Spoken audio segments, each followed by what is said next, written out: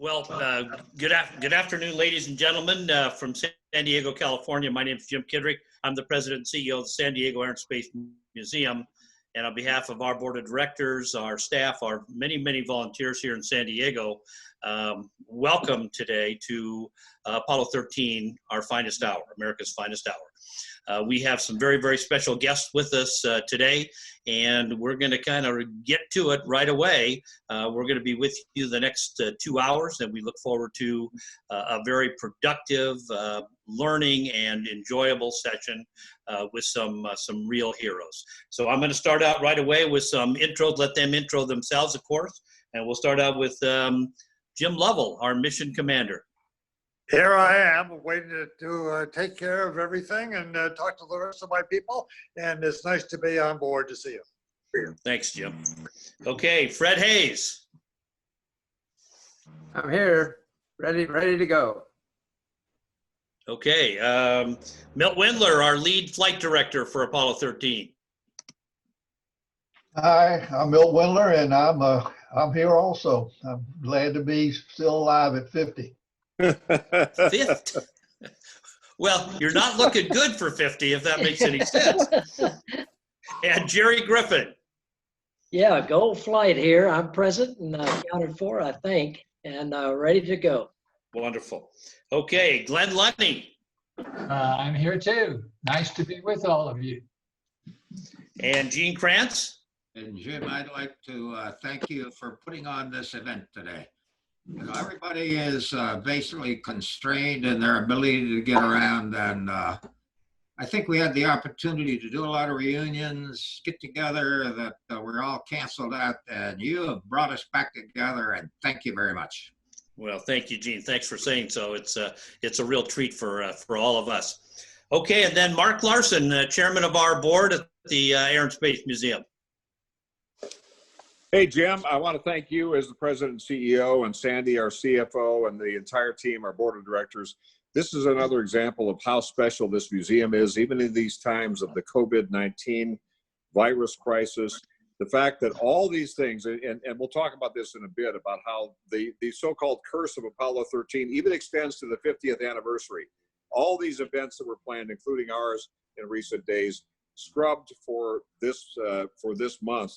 But the fact that you and the team were able to put this together with this great assemblage of the people who made the history is phenomenal. And I want to thank you for that very much. Well, all of the people with us today have taught me some great lessons over time. We're never scrubbed, okay? Yeah. You know, as we would say in the old days, we launch at dawn and we roll in out of the sun. So we're going to get to it. We're going to start right away with Milt, our lead flight director. We wanted to start out with the basics. What were the primary Apollo 13 goals at the beginning of the mission? And were there any concerns with Jack, of course, being replaced by Ken Mattingly so short a time prior to the launch? Well, first of all, I want to say that I don't agree with Mark about Apollo. There's such a thing as a curse of Apollo 13. I never felt like it was cursed at all. But of course, the goal was to have another scientific expedition to the moon. We were going to fly up and land at Fra Mauro and have several EVAs and come back with a lot of rocks and geology information, which we didn't quite get. But we probably got something at least as important, probably more important, I would think, from the crew's point of view, is we brought the crew back safely. So I don't think really going into it, anybody was real concerned about Mattingly and his measles problem. Most of us are used to not thinking too much about what doctors think anyway, and we didn't really believe that was a threat, but people decided that they needed to replace him, and we had another crew member who was unfortunately not able to be with us right now, but he's passed on. But we felt like that everybody was well trained, and nobody's indispensable, and they can take any of us out, replace us with somebody else that'll do just as good a job, to tell you the truth. So I think that was what we were like going into the mission. There was no real concern about measles and the things that people worry about. So Milt, about the Apollo curse, okay, I mean, they were tongue in cheek there, because Lovell and I were talking the other day. He said I figured it out on this virus thing. He said, you know, we had all these things, all these planned events this month, and the last hurrah for 50 years, and you know, maybe you all have many, many more years to come. Because, you know, typical. Here we go again, the best laid plans, and that's the great resilience. And if there ever was a time in America for a reminder of how team effort works, Apollo 13 story in space and on the ground is the story. And so, Captain Lovell, there in your as you're incarcerated in your own study there in Lake Forest, Illinois, let me ask you about this. Back to your Gemini years and all the other history with the Navy, but moving on to Apollo 8, you get picked as a crew member for Apollo 8, December of '68. In many ways, what's going on in today's world with all the uncertainty and the craziness, very much like that, just maybe different players and different circumstances. But you, Bill Anders, Frank Borman, first mission to the moon to beat the Soviets, not a landing, but you get there Christmas of 1968. Now, Fred and you were ready on a 13 to be able to be the third mission to walk on the moon. What were you most looking forward to 50 years ago this week, before what happened? Well, We were of course looking towards 13 to be the accumulation of my career in space anyway, because I thought that landing on the moon would be the greatest thing for me, and so 13, from the time that we had the problem with the measles, started out to be something different. If you remember, all the little incidents that occurred seemed to add up. We had the engine failure on the second stage, I guess, of the Saturn V, and then we had the sort of the omens, the takeoff on 13, and the explosion on the 13th. So all these things sort of added up to me that this was going to be a different type of a mission. Okay, hey, for Fred, okay, same real question for you. You were looking forward to, what were you looking forward to most? Putting you on the spot a little bit, describe Jim's mentorship to you on that first mission, realizing he'd already been in space. well, just to go back a little bit, what I was looking forward to, I had served 2 previous backup assignments on Apollo 8 with Neil and Buzz. We were the backup crew on 8. And then Jim and Ken and I served on the backup of 11, and did not get to fly either time. So I was really looking forward to 13. That was the time I was going to get to really fly and to get to land and hopefully walk on the moon. Just a little bit back in regard to those backup assignments, I can only say that I felt each time as a backup, I could replace the prime the day before launch and go fly the mission. And so I think Jack probably was in that sort of that same boat. He probably missed out on some of the late photo plan changes Ken was making. But other than that, for the Earth orbital aspect of it, I don't think there was any problem with Jack.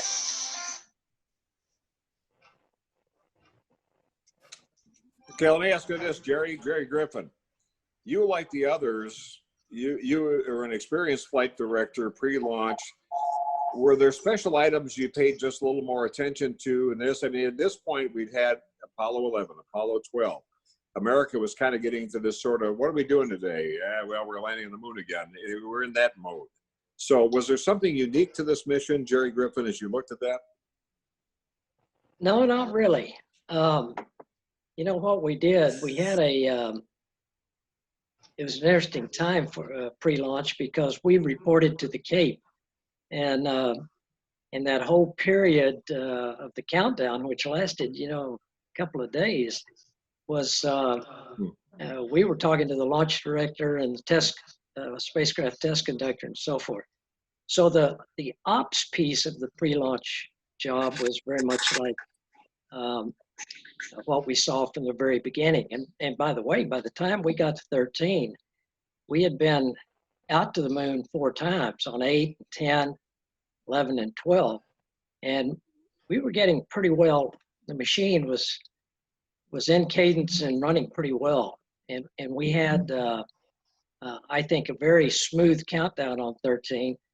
And then each team in the control center kind of had its own blocking assignment. And for the launch, Milt Windler and his team were the prime blockers. So the rest of us could sit back a little and watch it happen. And by the way, the crew handled and Milt's team handled that engine out on the second stage beautifully. It was almost like nothing happened. And when I went back and listened to the tape after the mission, I thought, man, that's pretty cool. I know there were some big eyeballs involved, but they sure sounded cool. Well, You sometimes know, Jerry, Go ahead, I was Milt. going to say, we don't hardly ever talk about that engine note, but that was probably the most critical time on the whole flight. Yeah. We were closer to disaster right there than any other time, I think, even after the explosion. Although we didn't, not much we could do about it, and the Saturn V was such a powerful machine that it just kept going. But the crew thought that this was the one thing that was the bad thing, and everything from then on would be perfect because we already had our problem and we had enough fuel to keep going. Okay, so Glenn, kind of asking the same question, when you think of pre-launch, what did you have a tendency as a, once again, experienced flight director, did you look at some things a little bit closer than other things as you were getting ready for the launch? I don't know that I did myself. I mean, we did what we did, and it was probably each of us had a pattern to it, or maybe not. And I was always comfortable with everything that went on around us, including all the work at the Cape. And when those guys said they were ready, we took them at their word, and they always were right. And so it was a time where we were getting into the mode where we just watched some of what was happening, certainly the countdown. And that happened on this flight. We did manage to get an engine going out at the wrong time. It was kind of like, well, we got ours out of the way, so we're going to be okay, right? When we went to fly it all the way to the moon, we thought we had it made. And life was not like that. The little Verona got here earlier than we liked and stayed. Okay. So Glynn, let me ask you this. First of all, I want to give Glynn Lunney and Gene Kranz kudos for breaking out the ties today. Here we are in all of our different socially distanced locations. Leave it to Kranz. He's got the vest on. Marta made him a special surgical mask for today. He hasn't flaunted that yet. Fredo has a mask. Glynn Lunney wears a tie. Always the professional. So Gene Kranz, same question. In terms of the back, was there anything special going into this? Did you feel, even with the triskaidekaphobia of 13, was there any of that? Well, first of all, I think Glenn and I had to set a stage here. This is the first time I've dressed up in probably about 3 weeks right now. So it almost feels good to put a shirt and tie on. And by the way, this is my Texas Tech tie in honor of number 2 daughter. But basically, I find that when you finish that final day of simulation, you sort of regroup, and it's almost a time to relax. It's mission time now. You can focus upon one thing as opposed to all of the other things, all of the other missions you're working on, the updates to the mission rules and procedures, countdowns, flight plans. So this is a time to basically back off, make sure all the pieces are put together, and look forward to a great mission. There's no more briefings. no more media sessions to have. So I always look at the time after the last simulation as a time to really power down and get ready and focused upon the mission that we're going to fly. And you know, everybody knows that the mission can't be as bad as the simulations. Well, and I just want you to know, you heard it here where Gene said to back off. So I heard that also. Jim, you know, it's the Saturn V. You've been there before on Apollo 8. Describe the Apollo 13 launch compared to the Apollo 8 launch. Well, actually, in the beginning, the Apollo 8 launch was the first time that we were on it, and so everything was new. By the time Apollo 13 came along, I was sort of the old hand, and I was telling both Fred and Jack, okay, here's what's coming up next. Stand by for this. You know, look at the G's, and all of a sudden, when the engines, you know, stopped and then started again, you know, I told them all about the changes. So it was an old, actually, the 13 and the Saturn V was an old man's rocket. The G loadings were not that great, and it was very smooth to finally get into orbit and then on the way to the moon. Hey, Fred Haise, lunar module pilot. This was your first time. I mean, you all had such tremendous experience. It was all part of the job, and you know, test pilots and all of that. But this Apollo 13 was your first time riding the giant Saturn V, and it's 363 feet, 36 stories, built by the lowest bidder, as Alan Shepard said. You know, liquid fuel, everything worked perfectly. And now you're on stage. What was it like? Describe it, and what maybe didn't you expect in the launch of the Saturn V? Well, I compare it to my airplane experience in different ways. Probably the most unusual thing was the control of the first stage, gimbling the 4 outer engines.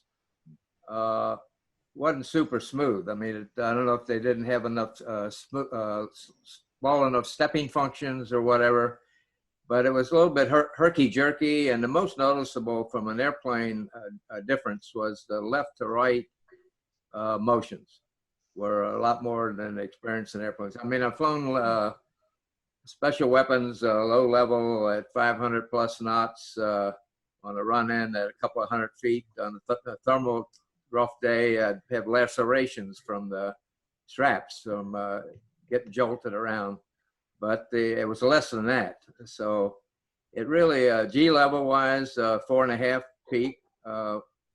Fighter airplanes we flew, even of those older vintage, would pull 6-7 Gs in combat maneuvering.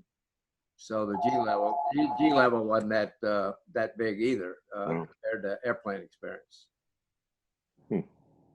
Let me answer one other question there. The Saturn V compared to the Titan on Gemini was totally different.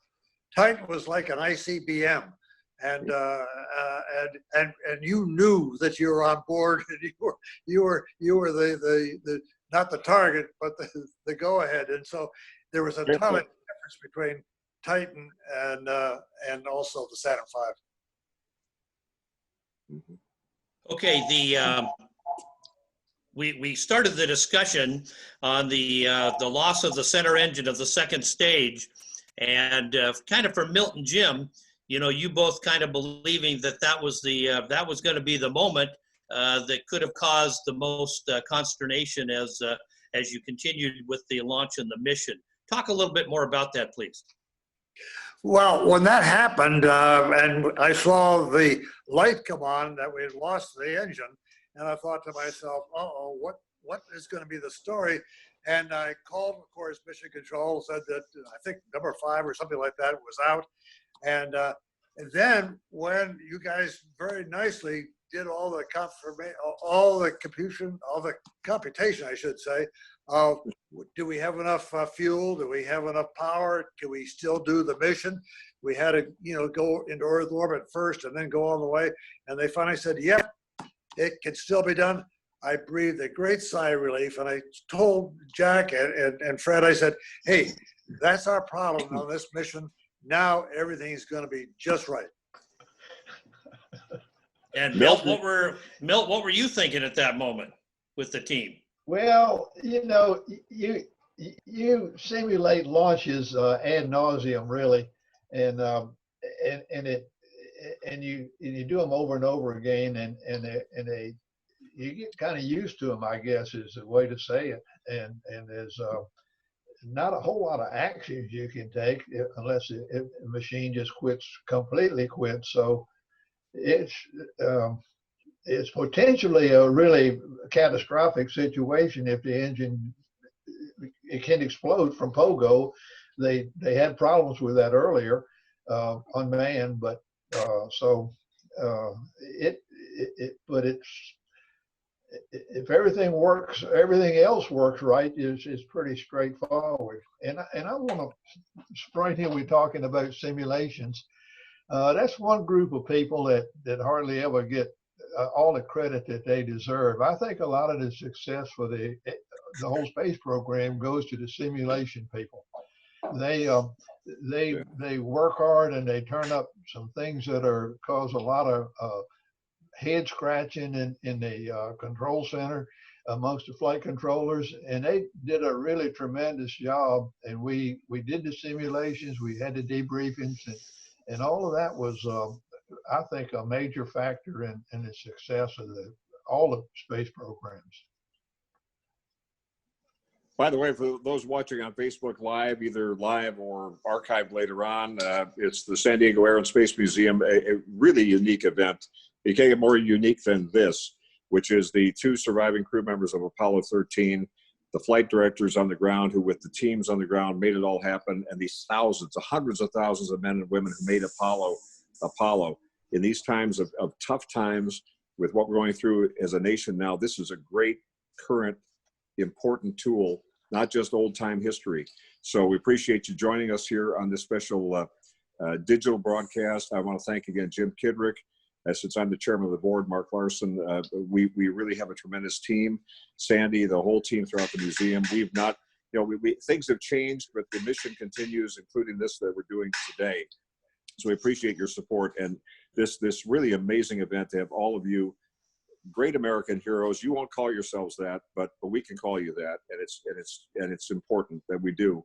And we're so glad you're here, and that you're friends over the years as well. Gerry, tell us a little more about Gerry Griffin, about the first 24 to 48 hours of the typical Apollo mission, because Jim mentioned earlier, Jim Kidrick mentioned earlier, our president and CEO, that you, so many of you worked a lot of these missions. You were there in these glory days, which really foretell the future if we do it right moving forward, especially these days. So, Gerry, what's a typical first 24 to 48 hours of an Apollo mission? Well, if things go well, it's a pretty calm time. But I've always believed, and I can probably get some disagreement amongst people, that the launch phase, the Saturn launch phase, was probably the hardest part of the mission, to make sure we did it right. And by golly, even with the engine out on this flight, those Saturn V's just worked like a charm. And when I think of the technology that they had available in those days, we had available, it's pretty amazing that we never lost one. We never had to board off of one or anything like that.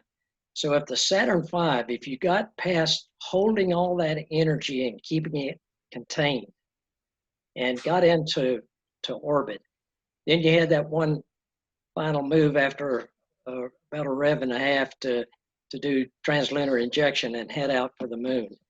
If that went well, then that next 24 hours usually was pretty calm. We had a hiccup, pretty bad one on 14, because they had trouble docking with the lunar module to extract it out of the S4B. But other than that, most of that period usually was pretty quiet. There's a lot of housekeeping. The crew gets pretty tired. The adrenaline is flowing, but they've been up for a heck of a long time. So we tried to get them to rest fairly fast after all of that happened. But that first 24, 48 hours is usually pretty calm. And in fact, it was on 13, if you think about it. It was about 55 hours or 57 hours it got interesting. So And again, I want to emphasize that the fact that we had done this several times, the repetitiveness helped.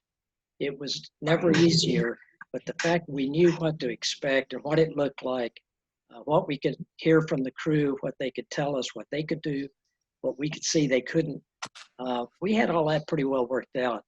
And so the launch phase turned out to be pretty darn good. Okay. Gerry, you might tell them a little bit about how strong the Saturn booster was by telling them about the Apollo 12. I was Yeah. really impressed with that operation. Yeah, that was the launch right before this, and it was my first launch, just like it was Milt's on the Saturn V. And we got hit by lightning. And we had a heck of a time there. Actually, we created our own lightning strikes, but yeah, I thought that one was probably down the tube. But we pulled it out, and again, it was the Saturn V instrument unit, which was the launch computer, held in just fine. The lightning didn't strike it. It didn't. I don't guess it liked Huntsville, Alabama. It kind of it held them all. But yeah, but like I say, if you can get past that launch phase, it's generally pretty quiet for the next 24, 48 hours. Yeah. Good. Okay, Gino. Working with the Apollo 13 crew, of course, you knew all these astronauts. What made them easy to work with from the mission control standpoint, and why? Or in some cases, what made them tough to work with? Especially knowing Jim and Fredo, it had to be a challenge, right? Well, let me go back to the launch phase. Everybody talks about the launch phase. And Kraft, I think, said it right. When you're writing the mission rules, you buy the risk for the entire mission during launch. So you got to make that risk pay off. And that was one of the things as you go through mission rules, you make this trade-off, risk versus gain, going through the rest of the mission.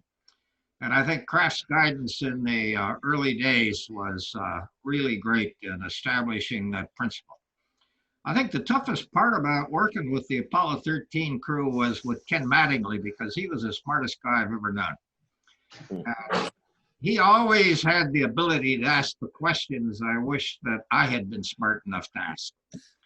And I think that generally the interface during the course of the mission isn't as much with the prime crew as it is with the backup and the capcoms. And the capcoms are those that basically carry the message on what happened during the training when the crew wasn't there, how the mission rule sessions go, some of the trade-offs and flight plans. And it's basically as you come up in the milestones and buy off in the mission rules, buy off in the mission policies, buy off in the flight plan, that basically we get into the prime crew. And the prime crew, from our standpoint, was Ken Mattingly, and like I say, he was absolutely a whiz. We missed him on the prime crew. Yeah, Jim Lovell, tell us a little more about the humor of Fred Haise, who was sitting there just very calm, cool, collected here. And tell us about the cabin repressurization valve. Well, this is an old thing that Fred Haise liked to do on the crew, especially during our training period. He would, and on the way up, he would turn when he was in the lunar module, turn the cabin repressurization valve, and it sounded like a bang to us. And so we'd always get a start, and then we look up at Fred, and he'd have that grin on his face like, hey, I got you again. What else did he pull on you on the humor side? Because it's a long trip. About 3 days to the moon. You don't expect to have the oxygen tank blow when it's stirred and all of that. But what else did Fredo do? We're among friends, the statute of limitations. It's been 50 years. Tell us something. Well, I'm not too sure. He was a very competent person. If he did something, occasionally he'd, like the repressurization valve. But other than that, he was right in there with us. Maybe I missed something. Yeah. Fred, you want to confess anything while we're here, Yeah. Fredo? Hold on here, hold on here. Yeah, I'd Let's have to not say go- after 48 hours, at the first 48 hours, that was sort of cool. Gerry was talking about, there wasn't much humor beyond that by any of us. Well, and that's actually where we were going, Fred. Okay, so, here we are approaching that 56th hour. Okay, something happens, and maybe you could share that with us, and what were your first thoughts? Well, the first thing that we had to do, in case we all forgot, was the fact we had to get off the free return course. I think that Mission Control looked at what our landing area would be as we circled the moon, and found out that the sun would be on top of us and would wash out the lunar surface. And so very nicely, you said we better get a different course, and that's what first thing we did when everything was fine. Okay, Fred, the explosion. Well, that happened when Jim and I had just finished an Academy Award TV show, and I was putting away things we had pulled out to talk about. Jim had already closed out the show, and it was heading up, I think, up to the command module through the tunnel, and we had this big bang. We're sitting in metal spacecraft, so it was like something hit on it, and there was some jets firing, the small 100-pound thrusters firing, a little bit of motion you could detect in the vehicle, not very much. And I followed Jim shortly, heading upstairs. There were a lot of lights on. I think there were 6 or 7 caution and warning lights on, which was a lot of confusion because they were across systems that had no relation to each other. And I could see why people in Mission Control were confused too, seeing that, they thought it was maybe a caution warning instrumentation type problem. Because I think I guess a philosophy followed by those simulator trainers that was Milt talked about. They followed a philosophy that God would not be so unkind as to give us more than one failure at one time. And here it looked like we had a bunch of failures. It turned out many of them were false, because the G-shock of the explosion had rocked Parker valves, overcome the spring tension, and closed some gaseous and liquid valves from their open positions to closed positions. And of course, we couldn't see that on our instrument panel, but telemetry to the ground told them, and they had us recycle switches, so a lot of those lights went away. But the one that hit me right away was looking at the cryogenics. It was clear that meters in 2 meters on tank 2, oxygen tank 2, were in the bottoms, and I knew without reference anything that meant an abort, and I was just sick to my stomach that I knew we had lost the landing.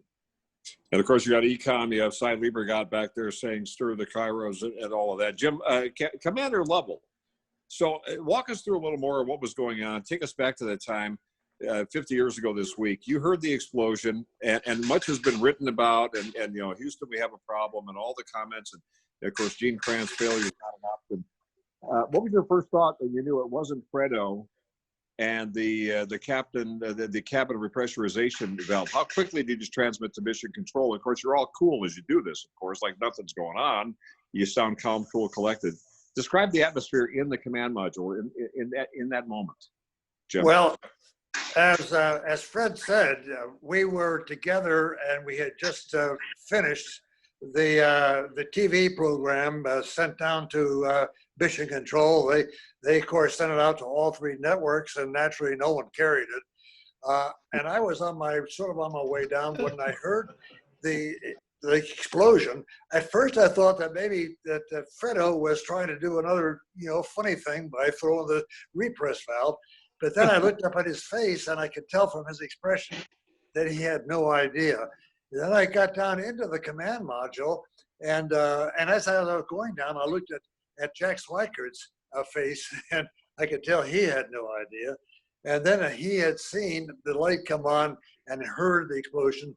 And he's the one that said, Houston, we have a problem here. When I got down, I saw the light on that said that 2 out of 3 of our fuel cells have just died.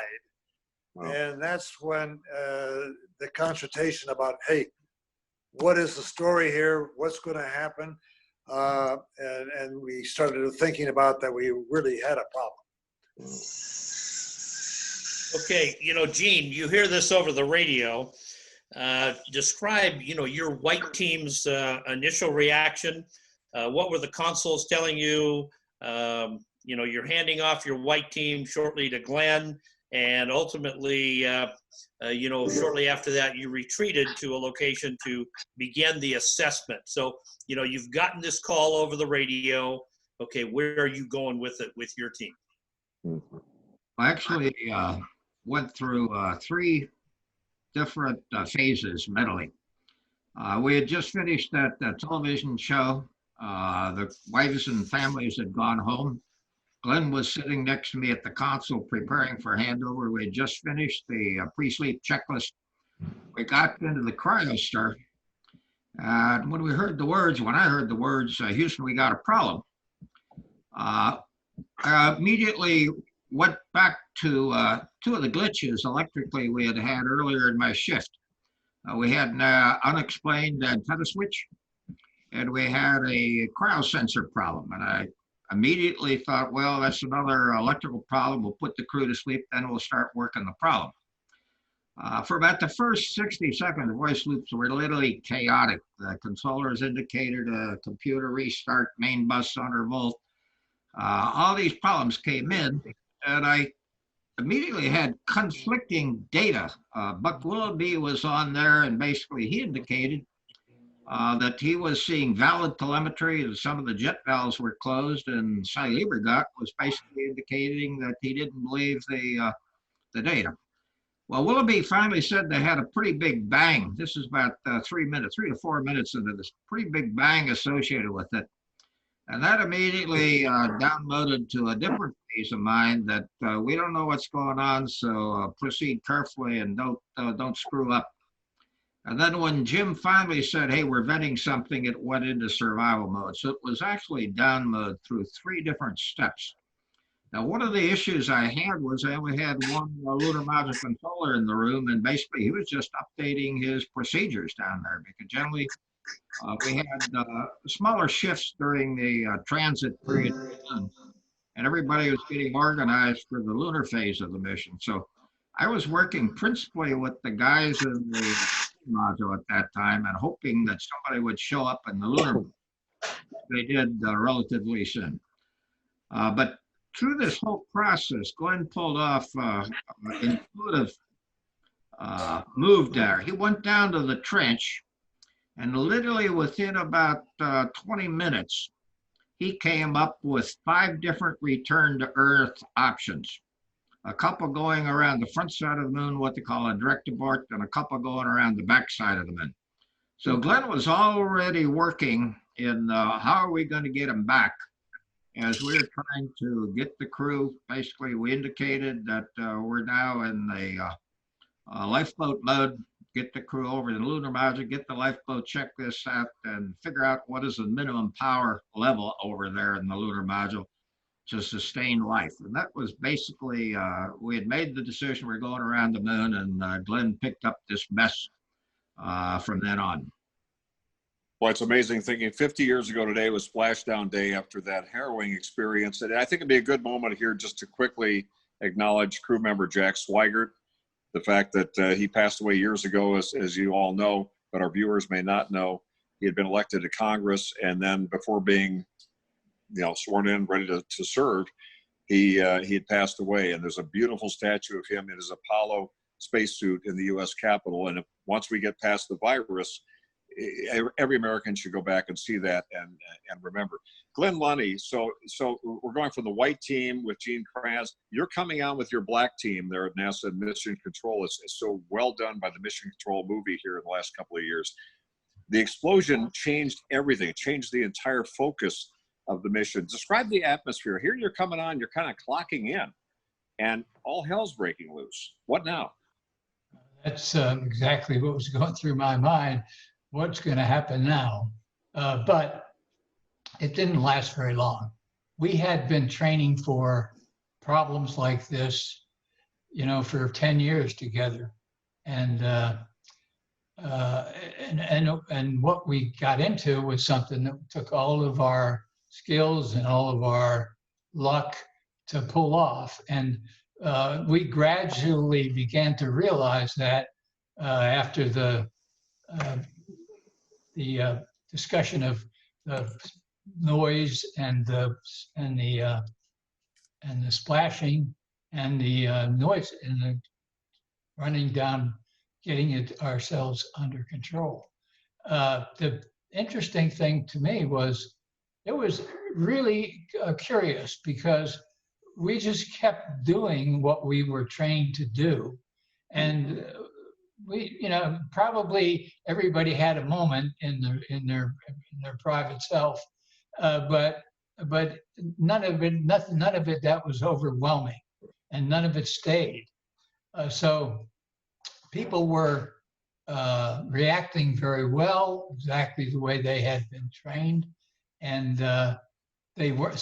And we did a lot of things, but we didn't do a lot of unnecessary things.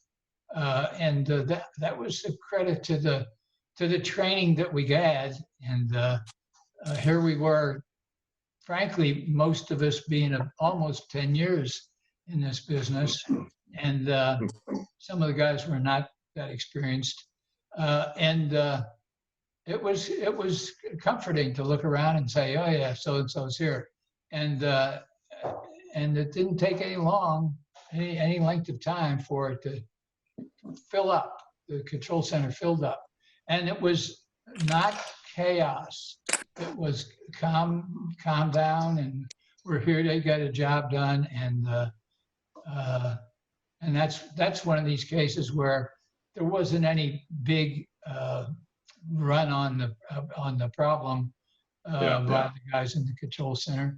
They all sat down. They knew what they had to do, and the problem was spread out enough so that almost everybody was engaged, 100%, and they stayed that way.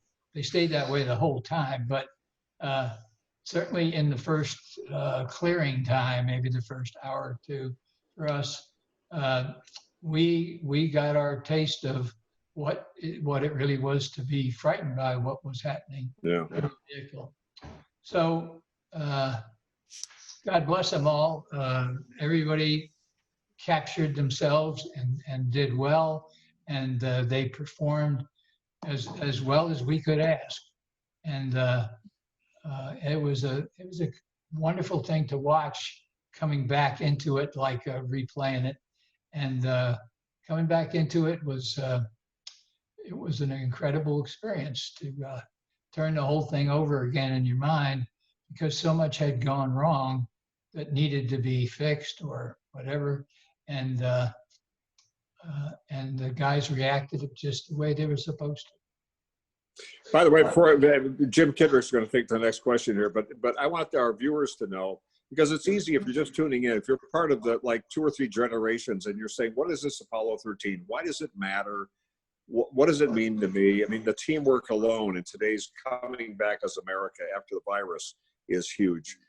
Let's remember that these gentlemen who we're talking with here, who made history, the average age of mission control back in the day, 50 years ago, was about 30. These were the whippersnappers, chain smoking in many cases, in the short sleeve shirts and the nice narrow ties and all the stuff you saw in the movie. But you were the rebel. You were the very orderly engineering rebel, but you were the risk takers. And I want America to know that. So we see this often with veterans, from the wars and so forth. You say, well, there's some older gentlemen. And you go, man, if you need to hear the story, and the opportunity to hear the story right now is phenomenal. Again, thanks to Jim and our whole museum team for pulling this together today here on Facebook Live. Yeah, but you forget those skinny ties are back in, Mark. Okay. I know. And by the way, for those of you playing along at home, none of us are wearing pants right now. I Who knows? Jim, I got a comment if you got 60 seconds here. Absolutely, Gene, please. One of the, for my shift, I think the real key unsung hero was a guy by the name of Gary Scott. Here the spacecraft is moving around and that guy continued to select the right antenna so we could keep communicating literally for the best part of an hour. And that guy never missed a beat. We never lost comm. And then once our leadership, Chris Kraft and NASA bosses came in, they were more, how can we help you kind of thing. So what can we contribute and help you do your job? Well, that's great. Great credit. Gerry, everyone's taking in all this information. They're analyzing it. What were your thoughts? And as Milt had indicated a little while ago, the importance of simulations and what Mattingly was doing and how was this all coming together and gelling? Well, it gelled from a lot of different angles. And that was one of the interesting things about 13. We felt bad that Ken Mattingly wasn't on the crew, but we were happy to have Jack. And it turns out Jack probably spent more time in a command module at Downey, California, where they built them, working on emergency procedures and all kinds of mission rule implications, single point failures, that kind of thing. And then we had Fred Haise, who likewise was exactly the same on the lunar module. Spent more time in Bethpage, where they made it, than anybody. And so it turned out we had these two great crewmen that knew their spacecraft inside and out. On the ground, Glynn hit on it, and partially Gene too.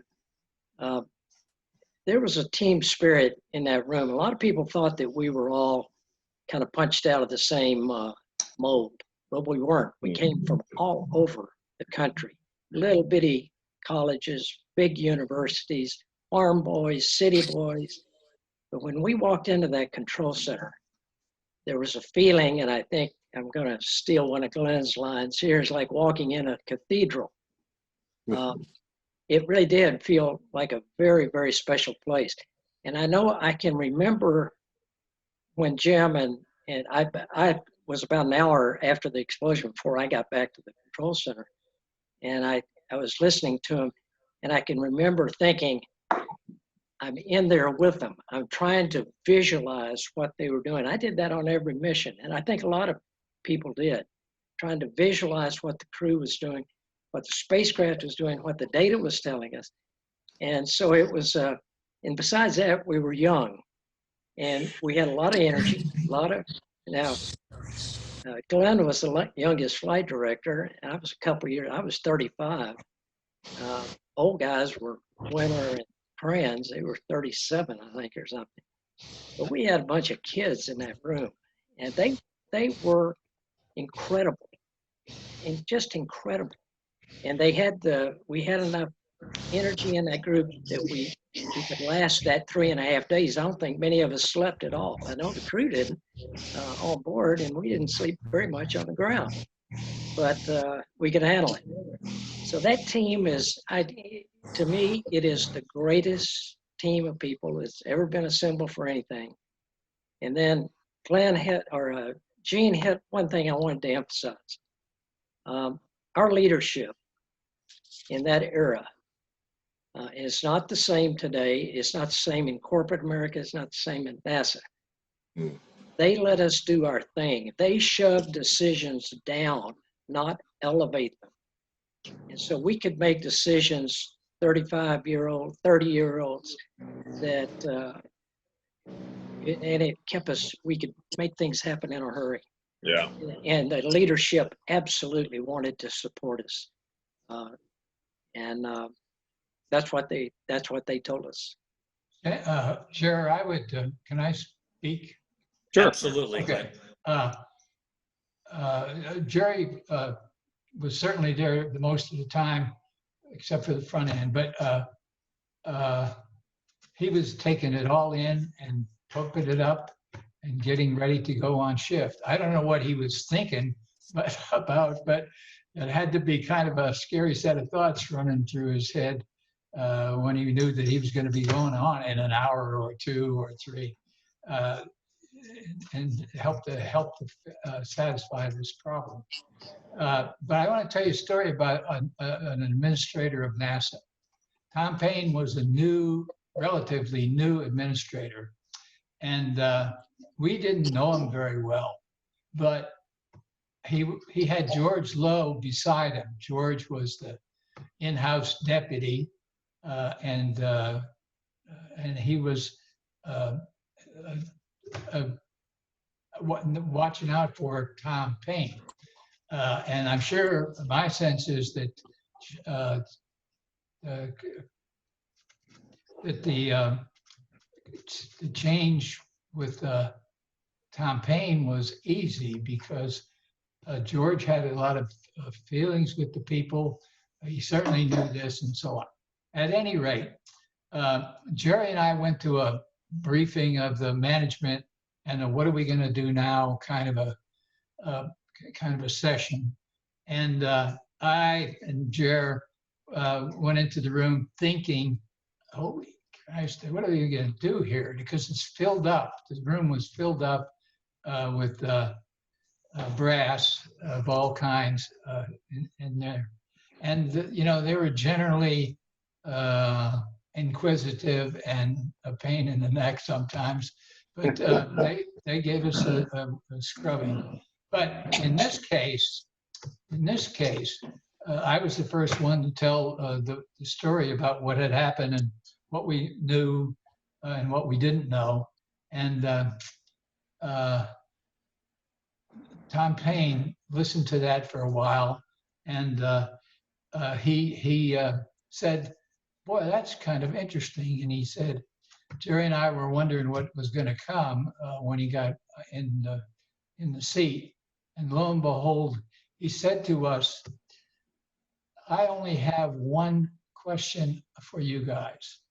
And Gerry and I looked at each other and he said, what can we do to help you? Can you tell us? And, it was like, wow, that changed that tune, that the other guy out of the room in a big hurry. And it was a beautiful thing. And I must admit, I was not as clever as I should be.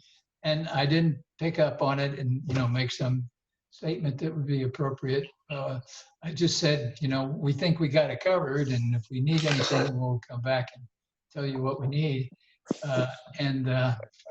But the more I think about that, the more I say to myself, that's what NASA was in that time. It was the kind of team it was, and the management structure and all the performers in it. It was incredible, and it was that question every once in a while G and I talk about, what can we do to help you guys? And here I am, 30 years old, 32 years old maybe, and the whole thing is hanging by a thread, and they just backed us up. In effect, and you're coming, and you're coming on board, and you're bringing your team on board. It's amazing. I want to mention right here that for those just tuning in, if you're watching this on San Diego Air and Space Museum on Facebook, you get the movie that came out a couple of years ago, Mission Control, the Unsung Heroes of Apollo, because these are the guys. We all know about the crew. We all know what was going on, or you've read about it if you didn't experience it, as so many of us did. Think about the time. Think about the context. Think about the risks. Think about the people who would these days be there saying, no, you can't do that. Let's talk to legal counsel, whatever. This all comes together phenomenally well. And that makes all the difference in the world. So see that movie to understand these individuals, and then the hundreds of thousands of people who made Apollo happen on the ground. Milt, I want to ask you about, by the way, before I get to that, I want to ask you, Glynn, because I'm curious. I know you started at NASA before it was NASA, right? Back to NACA, NACA. So who has the longest tenure among the group here of you flight directors? Who started when? Just real quick. I started think in Gene and I 1954. started at the same time. I think Gene and I started at the same time. It was in the fall of 67, I think. And, 57. 57, yep. 57, yeah. So I was on my co-op in 57, and I got out of it in the next spring in the 60s. And it was a magical time. I was asked. So Gerry, you and Milt. Yeah, Gerry, you and Milt, when did you start? 1964, when I got out of the Air Force. I tried to go to work 1 year earlier, but Kranz lowballed me on the salary, and we couldn't get together on price. So I finally got a guy named Mel Brooks, who worked for Kranz, hired me. And so I've always held that over Gene, you know, that he lowballed me on salary, and I turned him down. Actually, it was Jim Tomberlin. I started in 1954, actually, and I was working for NACA and high-speed propeller research. So I went into service for 4 years or close to it. When I came out, instead of doing propellers, we were talking about landing on them, you know, sending men into space. And that was in 58. You are the winner. If I had a prize, Jim and I would give you a prize. You know, Kidrick and I would give you some. So Milt, you're lead flight director. How confident were you as Apollo 13 unfolded? How confident were you in your mission control team, all the different teams, and why? And what made this emergency different? You test for this. You go through the procedural checklists. And did you ever think that this wasn't going to end well, that they weren't going to get back safely? Not really. I don't think anybody thought that it was hopeless. And everybody, because it was always something that we could do. It was some confusion, as Gene had already talked about in the first few minutes. And then it was pretty much people were saying this is a plan, and Glynn's team laid out the plan and smoothed everything out. But I think we all thought that there was a way out of this. And as people kept working and getting the power requirements down and the resources we had were starting to extend past the length of time that we needed to use them. And then it's been mentioned that Glynn came back up with several, being an old flight trajectory guy, FIDO and all that. He came up with several ideas from the trajectory people, flight dynamics people. So people always had ideas, and it wasn't. I don't think anybody ever felt like it was hopeless. I don't think anybody I talked to did. We all were busy doing things. We were killing snakes, and they were dying, and we were kept going. Well, it sounds like you killed the right snakes. Yeah. For Jim, okay, so Fred, Jack, and you are, assessing the physical structure of your service module, and what were you seeing? And when did that fighter pilot, test pilot mentality kick in for you? Well, let me explain that. First of all, my two companions, Jack, of course, did a lot of work on the malfunction procedures, so he was a great replacement if I had to have one. And Fredo, of course, worked with Grumman for some time, so he knew the lunar module pretty good. So I couldn't ask for another couple of people. Now, at the time of the explosion, you have to think about this a little bit. When did it happen? If that happened at exactly the right time to permit a recovery. If the explosion had occurred once we first committed ourselves to a flight to the moon at a high rate of speed, we probably would not have enough consumables in the lunar module to get all the way around the moon and back again for a safe landing. If the explosion occurred after we had burned into lunar orbit, or heaven forbid on the lunar surface, well, we wouldn't be doing this today. So the timing of the explosion was very, very important, and actually maybe it was a little gift we got that allowed that to happen and to allow the Apollo 13 flight to be successful enough to talk about. Let me ask you this, Fred Haise.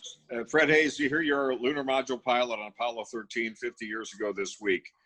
You joined NASA as an very experienced fighter pilot, test pilot. What did you know right away? What's the protocol? When did you realize the mission had changed to a recovery and rescue mission? And then talk about the reaction. Walk us through that time as if it were right now, this week. Well, as I said, when we got, they passed the first bang, and I got into the command module and looked at things. Within a first minute, I surmised from the instruments we had lost one of the 2 oxygen tanks, which meant an abort. So almost within that first minute, I knew we had lost the landing. It then got into a troubleshooting routine. Incidentally, I'll digress a little bit about the control team that I was extremely impressed with probably 30 years later. I did get to review all the inner loops in mission control. And you have to appreciate that at the time we were going through the troubleshooting, first of all of that work that was done, and the people in mission control working with the support rooms next door, different disciplines, had to be ad-libbed. I mean, there was no ready procedure.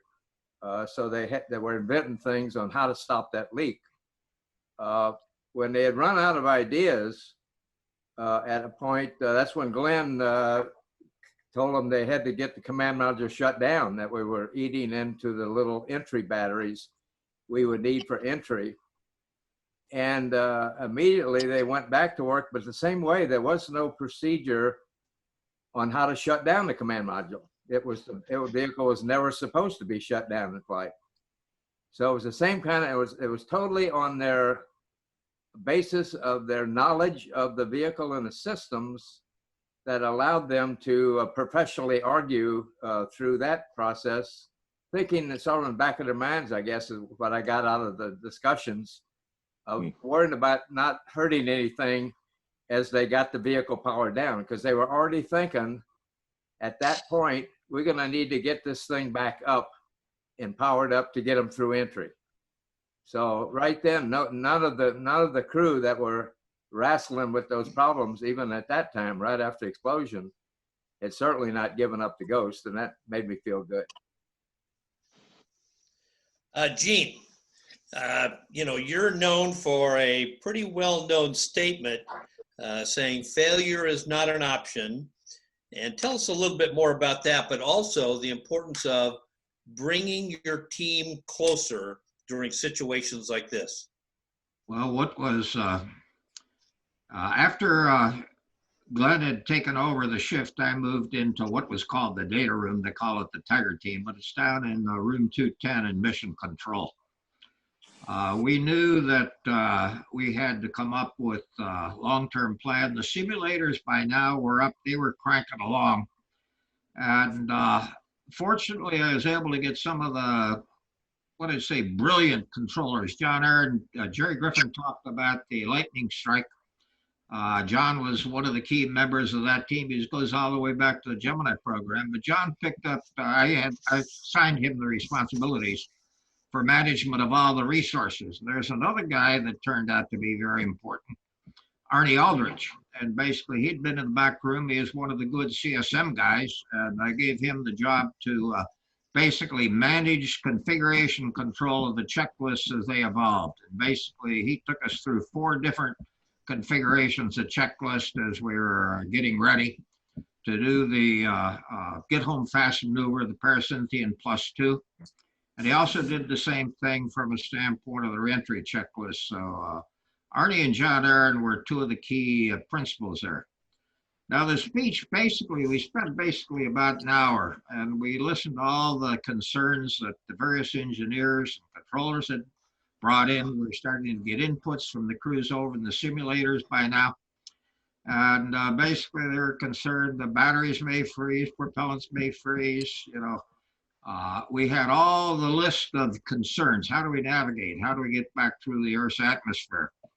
And we had these all tabulated in the blackboard there. and assigned John Aaron to handle the resource problem, Aldrich to handle the consumables, and then we split into very smaller teams to address each one of the items on the blackboard. Before we dispersed to the various teams we had, I gave them we never lost America in space. We sure as hell aren't going to lose one now. This crew is coming home. You got to believe it. Your team must believe it, and we must make it happen. And that was too long for Hollywood. And I think it was Jerry Bostic, I think, came up with those words as a result when they were doing the scripting for the movie. So Glynn Lunney, I mean, I got to tell you, for those watching this, I mean, some of us still, let's be frank, some of us still can't program our VCR from the old days. And we're doing all this technology with all these different boxes here and all the Zoom technology and so forth. This is like the best episode of the Brady Bunch ever. But Glynn Lunney, let me ask you about this. Tell us, as you're coming on with your team, some of the key decisions on your watch once you're in the hot seat there at Mission Control on Apollo 13. Well, there were a raft of things going around, and you know, in my job as it was the flight director, I had to be sure that we were doing the best and the most we could with the resources that we had. Resources including and meaning people, and it was impressive. We've talked about this a little bit already, but it was really impressive to see the performance that we got out of people. And you know, we were never thought of ourselves as grade A wizards or anything like that. We were not high jinx guys in terms of degrees, but we knew what we were doing, and we knew what was expected of us, and we all knew what we had to do. And God bless them, they really turned to, and I didn't have to give them any speech or anything. They just knew what to do, and they went at it. And I look back on them and say, man, those guys are really pretty good. And anyway, it was a satisfying time, and everything that we had ever learned probably got used a couple of times in the response to Apollo 13's explosion, and it worked well. Okay, Gerry, you know, you've talked a lot about the Mission Control team, its strengths and can-do spirit, and you know, you're bringing your gold team on board, and you know, you're realizing now the severity of the explosion, some of the challenges.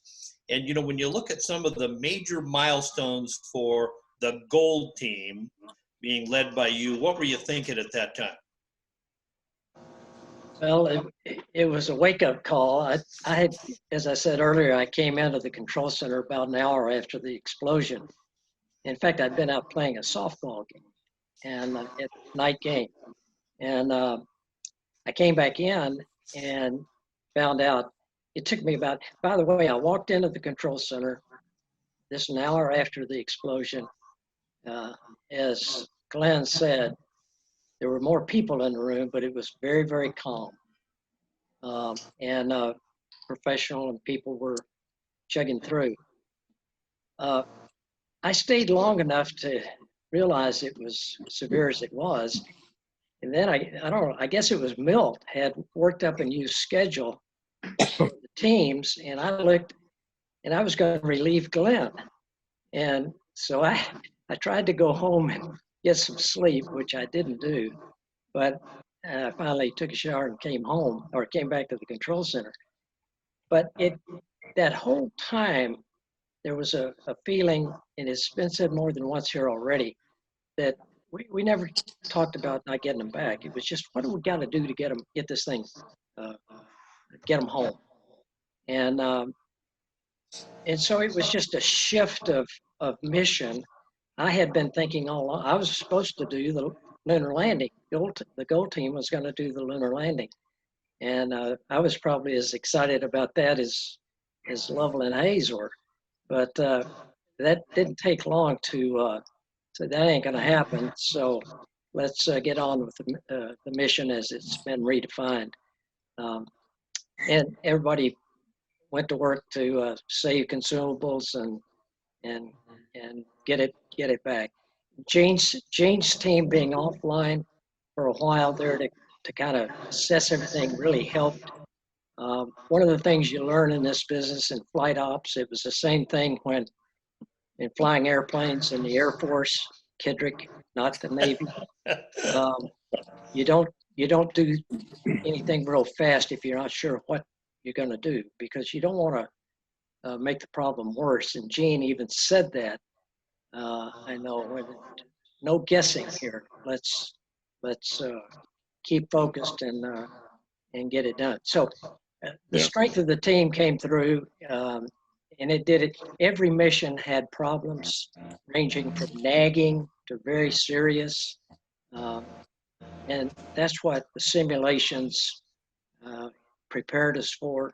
We hadn't prepared exactly to have an O2 tank explode, but we had talked about using the LEM as a lifeboat. We had also run tests on maneuvers around the moon and that sort of thing. I've always said that simulations were kind of like a marathoner running out on the beach. And then when he got out on the pavement and started running, it really was easier. The flights, by and large, except for 13, flights were easier than the sims by quite a bit. Well, I've got hold on just a second. I've got to make one comment about the Navy side. Because, the Navy. well, we always use the example is that, the master caution light comes on, things are starting to drop offline, and, you've got your bold-faced, procedures, your rope memory and all that.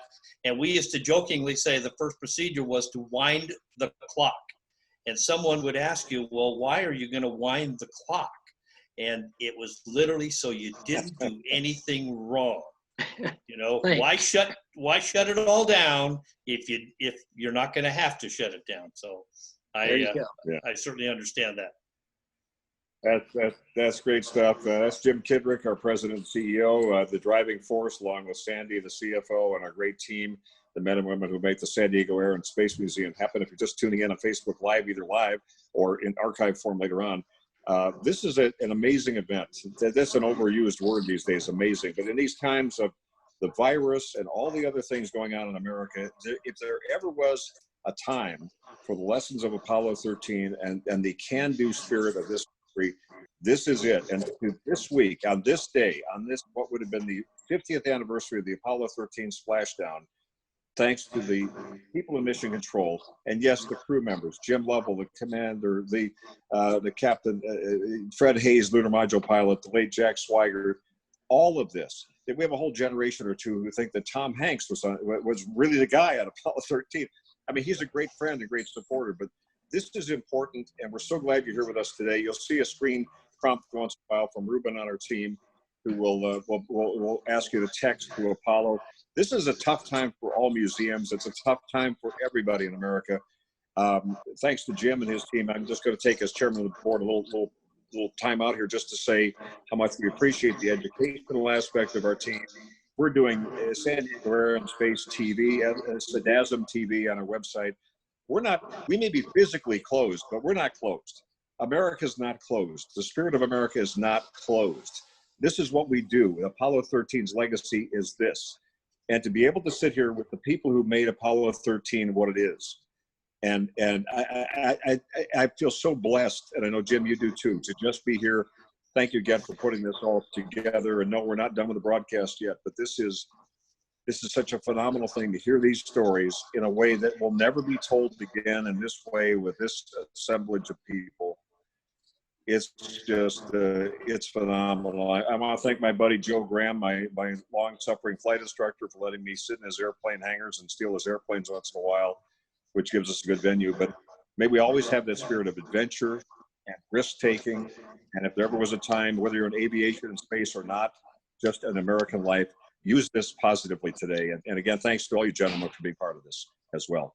Jim and Fred, Jim Lovell and Fred Haise, take us through 50 years ago this week. Take us through your actions, working with Mission Control, these gentlemen and their team, to make key life-saving decisions, trajectory, PC +2, where you're going to live for a while. It's a whole different thing.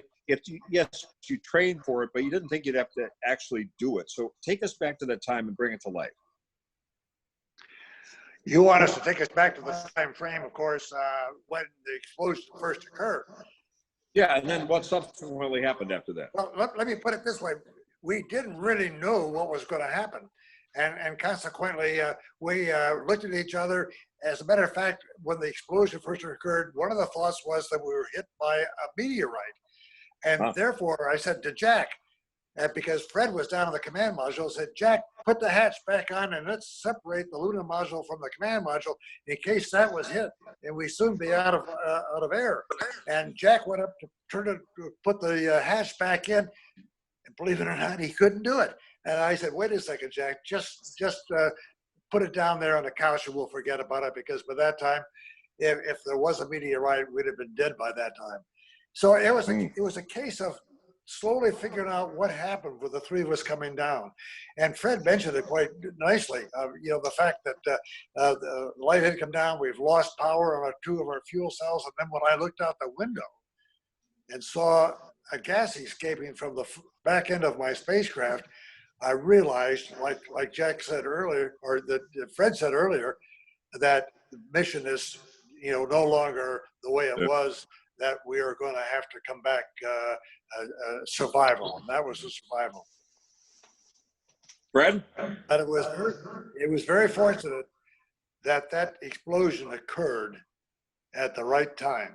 But it did. I can't emphasize that too much, because if it had too early or too late, well, it would have been a whole different story. Or when you're on the moon. Fredo, your thoughts? Well, my thoughts of how do we get the LIM powered up, because it became apparent that we're going to lose the mothership. It was going to have to be completely shut down. And obviously the only spacecraft left was the LIM. So we got very busy, Jim and I, in the LIM powering it up. We didn't have to ad lib that too much, because we had an activation checklist that we would have used to power it up the next day in lunar orbit. And we skipped some steps. I knew we didn't need radars. We didn't need VHF, UHF, comm, things like that.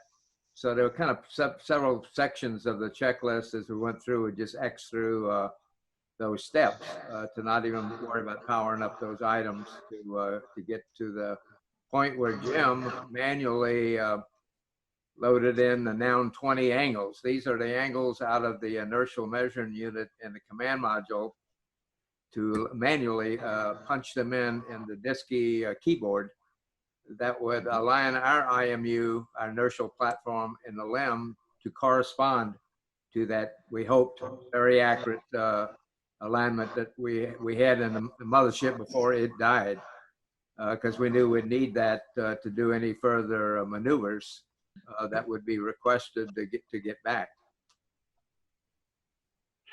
And Fredo, do you recall that I had mission control just check my arithmetic? Right, yeah, double check. Were you still working the 2 + 2 problem, or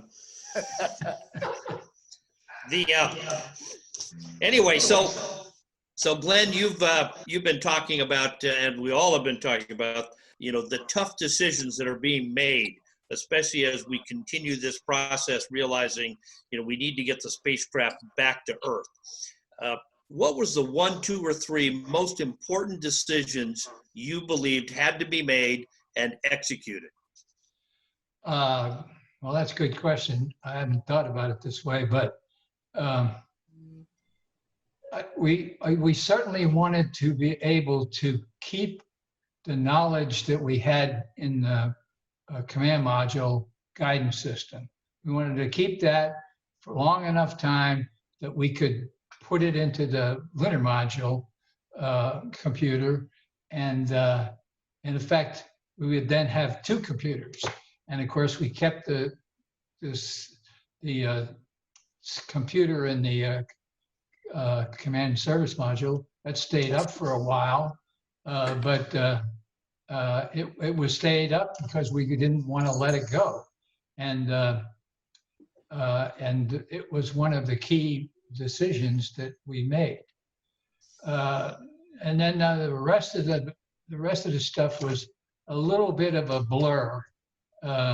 We had a lot of people that wanted to do this or that, but it was surprising. And these guys can talk to about it, what their experience was it just seemed like we didn't need a orchestrator, a leader. I guess that's what we were, but it didn't feel that way exactly. We were doing what we had to do, and whatever we had to bring to bear, we did. And we had these great team of young people, some of them out of school 4 years or so, and they were doing a crackerjack job. And God bless them, they stayed right on top of everything they needed to know. And they're going to have something over in other places, and you're going to hear the same stuff from people from a different point of view, probably. But they will all probably talk or sound like us when they come on. I think I'll watch some of it just to see what it's like when they come on like that. Gerry, what do you think? You see them? Yeah, it's funny, you know, the people had the challenge is what inspired them. We didn't have many people that were asked to leave Mission Control. We had a few that left because they didn't like the pressure, let me call it that, for want of a better word. But by the time we got to Apollo 13, we had these young people and middle-aged guys that were 35, at true middle age at that point, and they were all focused on getting the job done. And the fact that it wasn't going well was no reason to despair. It just kept going. And as Glynn was saying, we didn't have to do a lot of prodding to get something out of them. A couple occasions, but it was more when we needed an answer right then that something was going on. They were busy doing something else. Most of the time, they were coming to us with ideas, and so it was kind of a perfect storm of talent, personalities, and never give up attitude. All right, Milt Used a different analogy than perfect storm, Gerry. I wish you used a different analogy than perfect storm for that. Yeah, maybe a Well, the perfect storm was on calm. Apollo Is a 12 good launching thing. into the thunderstorm. Hey, Milt Windler, let me ask you this. Describe as Mission Control understood the environmental conditions the astronauts were experiencing and plans to make it better. You watch the Apollo 13 movies, so many people have. The closest thing to the reality in this. The temperature in the capsule, everyday things of life, just breathing, functioning, trying to rest. Well, Walk us through it. I really didn't appreciate how cold they were, I don't guess. I know that the temperature kept dropping, and it was a problem to them. They couldn't sleep, and they did the thing with the hot dog. I guess somebody did. That Swigert did hit somebody with a frozen hot dog, and but I didn't. I really didn't have as good a feel for that situation as I probably should have. We did wind up giving the crew some early on warm up by turning the systems on when it was obvious when we got close in that we had enough power to do that. In fact, we wound up, I think, with about 6 hours of power excess, if you want to call it that way. Even after pumping up the command module batteries that y'all were alluded to earlier. But so we were able to do that. And I think it took about 2 hours, I think, didn't it, Jim or Fred, to get the temperature up to where it felt reasonably comfortable. which was still several hours before the entry. But anyway, that was one thing I guess I didn't really appreciate.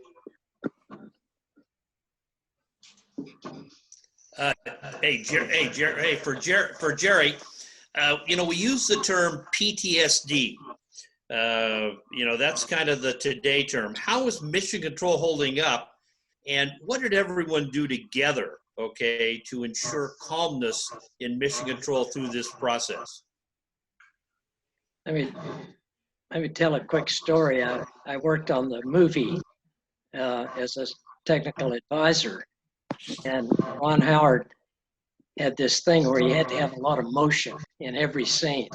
He said, and he told me, he said, you only do stills when it's either landscape for some reason or a love scene. Besides that, you need motion. So he had all these people moving in the background. I kept telling him, that's not the way it was. He said, I know, but I'm not making a documentary.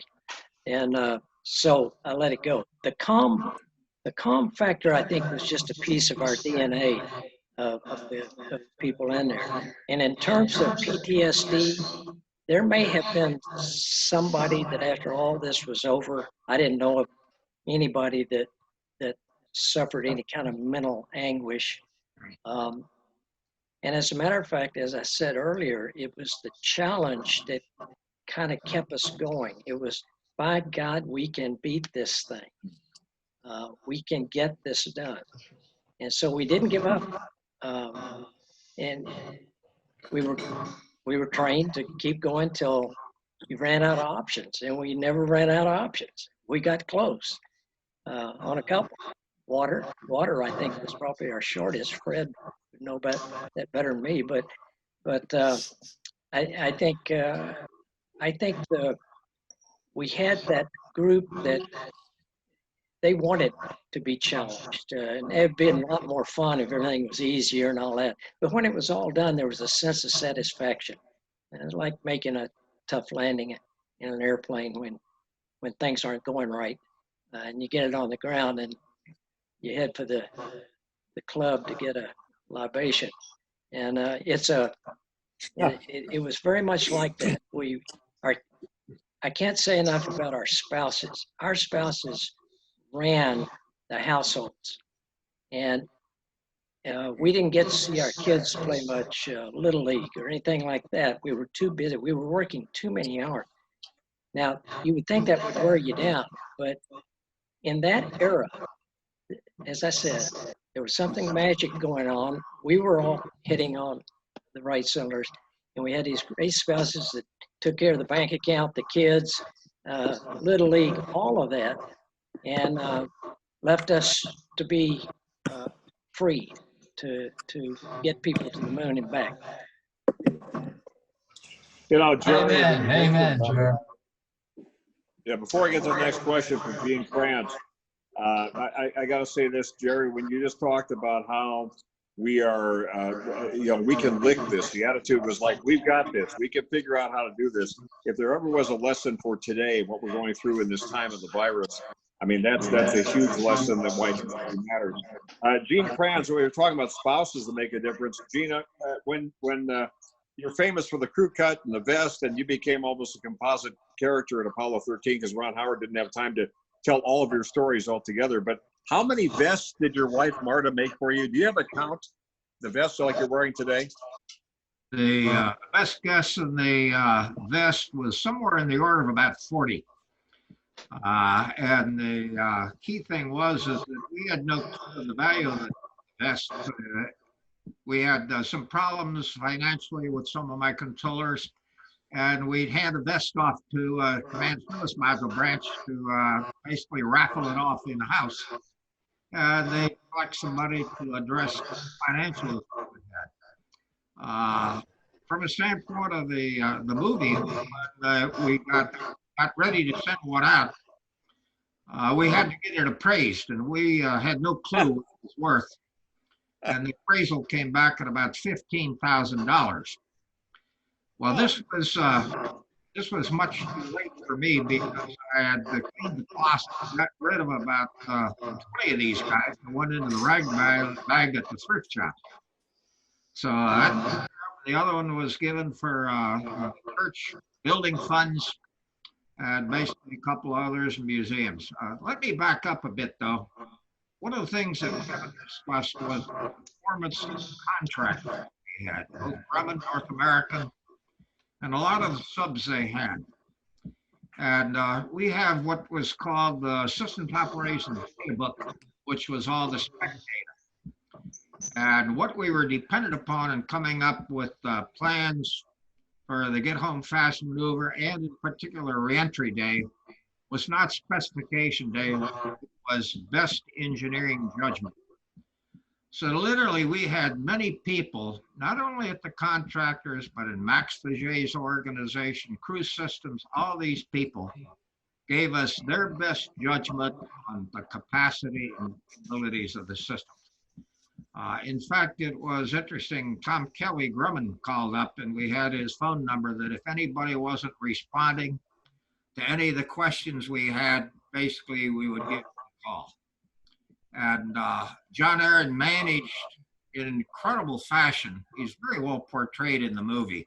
Mm-hmm. And I sat through many sessions when he was arguing with the recovery guys or the command and service module guys. They had to have this power up at this time to make sure they were capable of reentry. And John always says that if we don't have enough power, we're not going to get this crew home. You got to make your judgment. I got to make my judgment. And basically, it was really a very interesting trade-off sessions internal to that data room. The most interesting one was to establish the passive thermal control.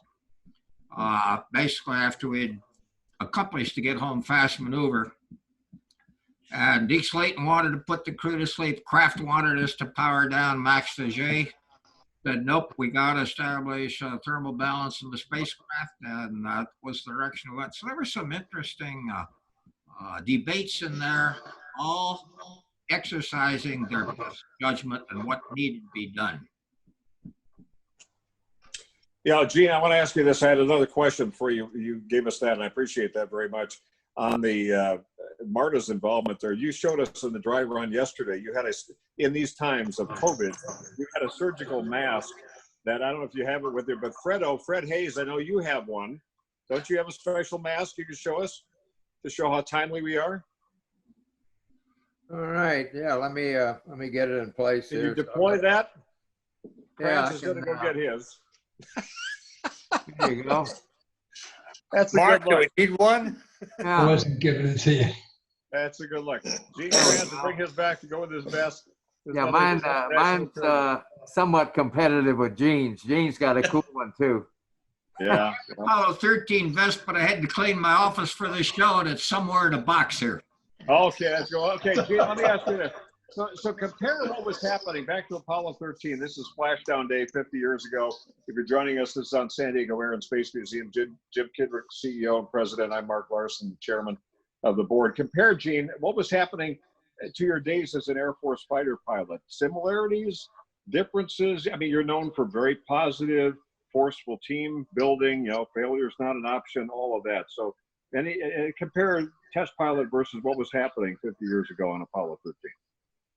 Well, I was very fortunate in the process of growing up, and I think this is true of most of us. Basically, we were the sons and daughters of the greatest generation. I would consider ourselves the Apollo generation. So basically, our teachers. Basically, when I was waiting for my flying assignment, I went to work for a McDonnell aircraft in data reduction, flight test data reduction. And my boss was, his first mission as a co-pilot on the B-17 was Plessy. So this is the kind of leadership we had. The boss, when we were out at Holloman Air Force Base in the B-52, was a Marine who fought in the South Pacific. So we had these people who grew us up. I grew up in a boarding house. My father died. My mother ran the boarding house for the military. And basically this entire period, we were in the learning, duty, honor, country, and sacrifice. So I think that we we're part of a generation. Gerry hit it very well. There was no give up, no surrender. Basically, we will continue to fight until we get the answer. We're going to accomplish this mission. I think that was described very well, and I think that was the nature of our generation of young people, not just controlling, but any place you would go in the United States, whether it be flying in the Air Force, Navy, Marines, whatever it was, we have a mission to accomplish. We have duty, and we intend to basically accomplish that mission. Well done. I'd like to say something. I'd like to say something about Kranz here, if I'm on the line. He talked about all this military kind of stuff, and there's a lot of camaraderie in the military. If you've seen the Band of Brothers and all of that, everybody has to support one another, even today.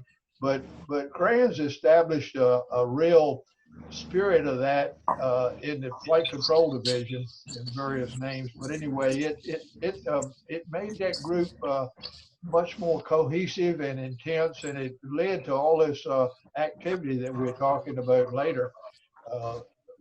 We needed it in Apollo 13 and probably some other times too. So I like that. Personally, I like that spirit. I was in the military, as most of us were in that era, but I like that spirit of togetherness and doing things like that. And we had, there were picnics, there were beer busts, there was this and that and the other kind of things that got people together. And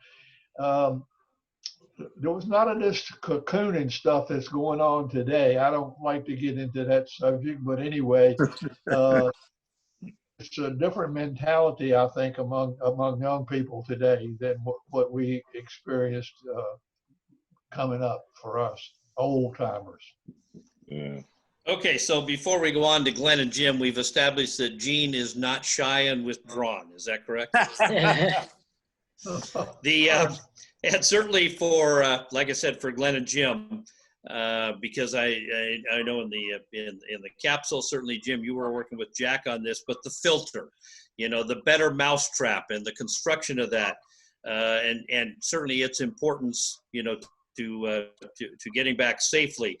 Glynn and Jim, could you tell us a little bit about how that was devised and built inside the cockpit?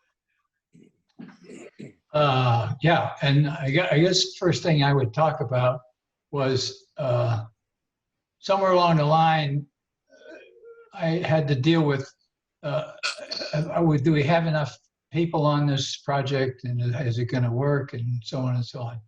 And I have to say that I had been working with these guys from the crew systems group, and they could take a basket full of stuff and turn it into a car. They could, and they could do all kinds of things like that. And when this problem was up for grabs in terms of who's going to get it and who's going to do it, it was clear to me that the team that had been doing this sort of thing all along, they would make all kind of clamshell things that nobody ever thought of, and they could get it done in a certain period of time.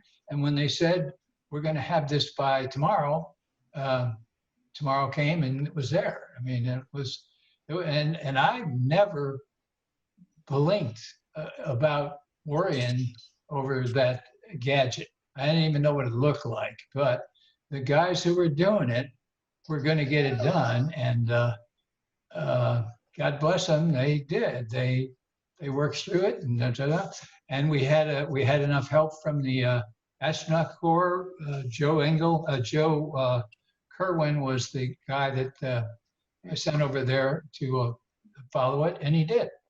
And he was sort of like a super watcher, and he was covering how is this going to work okay for the crew, and it was marvelous to see it. I was very, very pleased. What was the other thing you want me to talk about? No, I think you got it. I think Jim's view in the capsule. Yes, this was actually a very good idea. I think this is a perfect example of how people can get together and almost a situation of trying to get rid of carbon dioxide, and then taking good leadership and initiative and leadership to change something which we didn't think possible. The instructions were, of course, done down there at Mission Control, and at the proper time, they read them all up to us. We did them one by one. I can remember one case where they said, take a piece of tape and then about the size of your arm and do that with the canister, and we started to do that, and slowly by procedure and procedure, we finally finished it, and then we sat back and we watched the gauge to see if actually we were reducing the amount of carbon dioxide in the lunar module.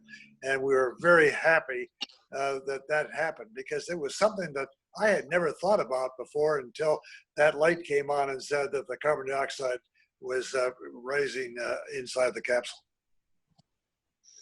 You know, that's one of those great moments in a movie where as many times as we watch the movie, and I watched it twice this Apollo 13 week, it's always chilling at the same time. And you were there living it, you and Fred Haise, and of course, Jack Swigert at the time. This is kind of a free-for-all now as we're kind of heading toward the close. We could go hours here, and we might, but this is kind of for everybody here. What about the aha moments, the goods, perhaps bads, as you think back on this? You guys have told these stories many times, but on the 50th anniversary, it's special. Maybe things have come to mind, the goods, maybe the bads as you step through recovery. Anything come to mind? Just raise your hand, and Ruben will miraculously have us appear here technologically. Gerry. Sure.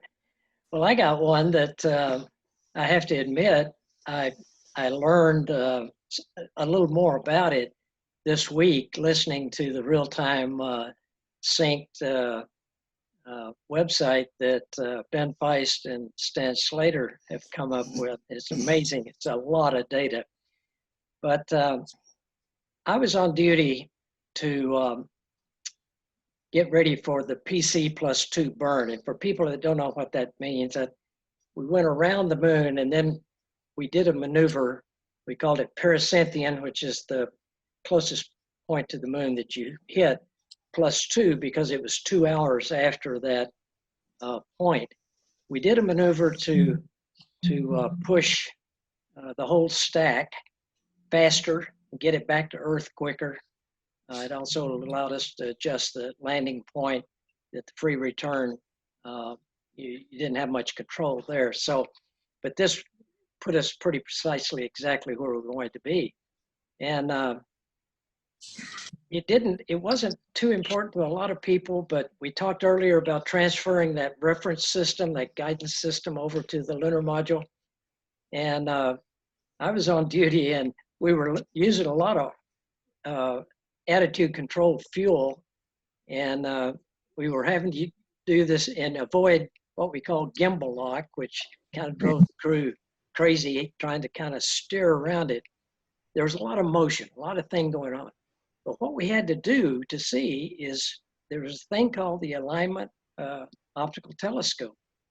And Fred had to look in there when Jim got it all right. He had to look in there, and if he could see the sun, essentially, there were some other ideas, but if he could see any portion of the sun, it meant that the lunar module was okay, guidance-wise. And sure enough, after all that horsing around, and Fred looked in there, and here's what I learned about my friend Fred. We did that maneuver, and it wasn't real time critical. We were trying to do it at 74 hours exactly. And we did it about 10 minutes early. And he saw the sun, and we said, whew, boy, that's good. Well, when I listened to this replay, Fred, and I didn't catch this in real time because it was on board, you did it again at 74 hours on the mark, because you said to Jim, I just want to make sure it's in that right position. And when you looked at it the second time, you said it was actually in the center. It was it was centered better than before. So anyway, I thought I had been kind of quiet up to that point, and listening to this replay, I realized it was an important thing that sun be there, and I was quiet. I didn't talk much. As soon as Fred said it was okay, I started yakking like you can't believe. I was directing everybody in the control center to do this and do that, and I was happy as a clam. But it really was. That's a moment that I'll never forget. Jim and I have talked about it on occasion. I think Fred and I have talked about it. It was an important step. Any other thoughts come to mind? It was very important because we told the computer that to point the optics at the, as the sun. And so slowly but slowly, the spacecraft started to go around to get the optics up, and we could see the sun started to slowly come in, and finally it stopped right at the center. And we knew that the guidance system was very, very accurate. Nice. There was one other condition too that we did for coming back home again to, I guess, realign the spacecraft back on the free return course. There was a procedure to point the spacecrafts, get the spacecraft, the reticle on my window, and put it, superimpose it on the Earth's terminator. And that then placed the spacecraft so that you all could know exactly where it was with respect to the Earth. And therefore we can make a maneuver to get back on the free return course. That was a procedure, a backup that we had practiced for Apollo 8, never used it. And when you called it up on 13, I said, oh yeah, I think I remember that one. Okay, any other aha moments? Next topic would be for anyone here to describe the blackout period during reentry. Okay, and was it concerning? Yeah. Understatement. Kranz was on duty. He ought to talk about that one. I don't even think you need talk about it. There is one photo that I think Pat Nesky, whoever was in mission control, once we recognized now we're a minute past, we should have heard from the crew. Yeah. Lunney, myself, Windler, we're all staring at those damn, excuse my words, the clocks. You notice the expressions in the face. Yeah. I think say it all. And that was probably, I think, the worst few seconds. But boy, when we got the contact, and when basically the carrier reported the radar contact, the sonic boom, and boy, that was, I think, truly the finest hour. I mean, that was the point where you say, boy, we didn't have a chance, but we used everything we had. We basically operated as a team. It was a teams in mission control. It was the contractor teams. It was the leadership we had. We had the whole world behind us those days. And it was just a marvelous time to live. The Apollo generation has got an awful lot to be proud of the work that we did. Well, Yeah, you we mentioned, agree. Gene, that 1 minute delay, and that again in the movie is spellbinding for obvious reasons. But everybody thinks, okay, you get through all the harrowing experiences. Now it's just reentry, and all the heat and wondering if the heat shield's right and whatever. Talk about every second feeling like a day long, and yet it worked. You know what Lovell says, though, don't you? That they could actually hear us, but he thought it might make a good movie. So they didn't talk to us. And Well, we want to thank Jim Lovell for giving Tom Hanks a career. This is a good point to do that. I Okay. think, in all seriousness, I think that our angle coming in was a little bit off, which meant that the timing was going to be a little bit later until you get communication, if I'm not mistaken. Yeah. Okay, we're going to start cleaning this up, just unless we want to go another hour or two. It's about time to clean it up. And what we'd like to do, and I'm just going to step this down. We'll start with Jim here in just a second, but kind of the importance of Apollo 13. Certainly the recent health crisis Are there any lessons we would learn from Apollo 13 now and for the ages? You know, we've had a wonderful opportunity to recreate something that was so important to the entire world. So what was the importance of Apollo 3? Jim, we'll start with you. 13. That's a very good question. You have to remember this was the fifth flight to the moon, the fifth flight going to the moon. People were getting kind of tired. You know, here we are, we're going to do it again. It was the third landing on the moon. And consequently, the populace of the United States and even the world wasn't behind us as much as it was before with 8 and 11 and even 12. And consequently, when the explosion occurred, this made everybody really understand the complexity of going to the moon and back again. It gave everybody a new thought about what we were doing at NASA, and it brought everybody's attention back to it again. So in my aspects then, I think that this was a tragedy in one respect, but a real triumph in another one, because it showed what people can do with good leadership and motivation and teamwork and thinking outside the box, how we can get an almost certain catastrophe back home safely. Yeah. Amen. Fred.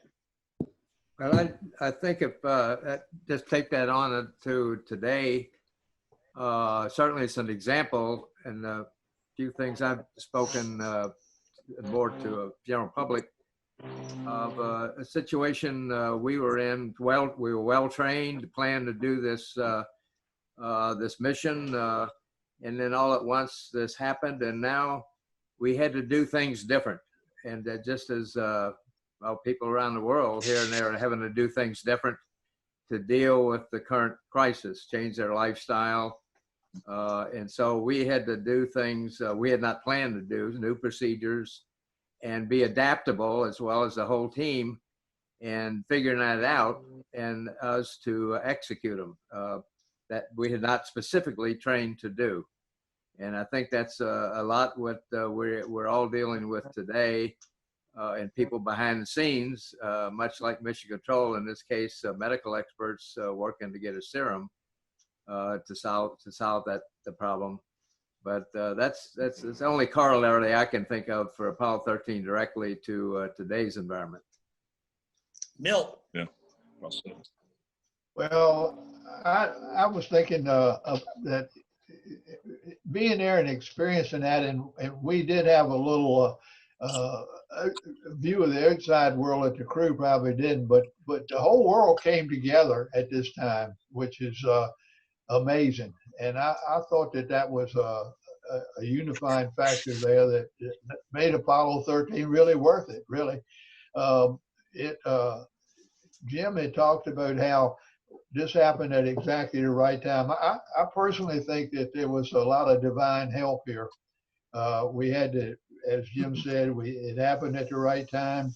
The people had stopped caring about following the mission so much, and they didn't even broadcast the first entry into the moon when they had the little TV, into the lunar module, when they first had the TV show. And I noticed you said that, Jim. Of course, they didn't cover it, and that's true. And I think all that it happened at just the right place, and all that just fit together. And I think it brought the country, or the world, not the country too, but the world together, and demonstrated what people could do. Gerry. Well, I think to sum up what everybody else has said, preparation and teamwork is, I think, was the lesson that we learned. We had both. We had plenty of time to prep, but then when things started going bad, if the team got tighter, and I think that is exactly what we've got to do in this crisis. We got to help each other and keep each other's 6 o'clock position protected. The other thing is, we went through, in the Apollo program, we went through 3 presidents, Kennedy, Johnson, and Nixon. And there were 2 Democrats, 1 Republican. The Congress was split more than once between parties, and their support never wavered. We'd have change of administration, whatever. And Democrats and Republicans worked together to help us. And I think if there's a message that might fit really well today, is that we need that kind of political leadership to get past this crisis. Well said. Okay, Glynn. Well, I liked all of the points that people raised here. The difficulty with it is how do we do that? Can we recreate the attitude and the response? What can we do to help make that happen in a way, Jim, with the tools of today, not the tools of yesterday? But it isn't. I'm impressed with what I heard all here today, and some of it I didn't know about. And I've always been impressed with it. We get the guys together, and they all loved it. They all loved it, and man, that's important too. People need to learn to like what they're doing, and I think there's a lot of that around that can be picked on. And anyway, God bless you guys. It was a wonderful experience. Well, you can certainly feel the passion, and we're gonna close it out here with Gino. Actually, I'd like to go back into, we talked about this incredible team coming together. And I think one of the real forcing functions were the lessons learned from the Apollo 1 fire and the loss of the crew. And assuming the individual and collective responsibilities for basically our failure to step up and say, it's not good enough. So we learned, I think, as a result of that, I think there was a different kind of realism that was addressed when we wrote the mission rules. The mission rules are one thing that I think are much in need of today. And this is where collectively, individually, and through the entire system, we make effective risk-based decisions and judgments. And then we test them through the process of training. We document them, we review them with what I say are real elders, the people who have been in that path before, until finally we're ready to execute. And I think this is the real key that I think we need to address today. What are the mission rules for how we proceed? How are we going to validate those rules? How has this team come together? Who is going to be in the leadership roles before we make any more decisions? I think we need national level of leadership. They have to be very well identified and very capable and very competent. And then we ought to turn them loose, make the decisions, and move forward. Hey, Jim, thank you, Gene. Before you wrap up, Jim Kidrick, our president and CEO, Mark Larson here, chairman of the board, on behalf of the men and women on our board of directors in these very trying times, and for every man and woman on the staff at San Diego Air and Space Museum, because physically the museum is closed for obvious reasons during all this COVID crisis. But this is what we do. And we're not tooting our horn here a lot, other than the fact that we believe in legacy. We believe in lessons of legacy. You've seen the screen pop up like you see now to donate. Text Apollo to 44321. And there's some incentives there. I don't want to sound like some PBS pledge break here, but it's important because I'll just say this, a little back channel info. When all this crisis started hitting, and we, members of the board, said, what do we do? Do we just close? Do we just stop the legacy? Do we turn it off until, because we're all faced with this in the country. Jim and Sandy, our CFO, and the team got together, and the board, and came up with a brilliant plan, thinking ahead of this. Our attitude is we'll open maybe tomorrow, maybe the next day, because we're not stopping. The legacy lives on as it embodied in the men and women all the people behind Apollo 13. So miraculously, we've managed to stay afloat in this. We welcome your donations. We don't get any federal funding or any of that kind of stuff. There's plenty of funding going out right now, so we appreciate your support. But that's not why we did this today.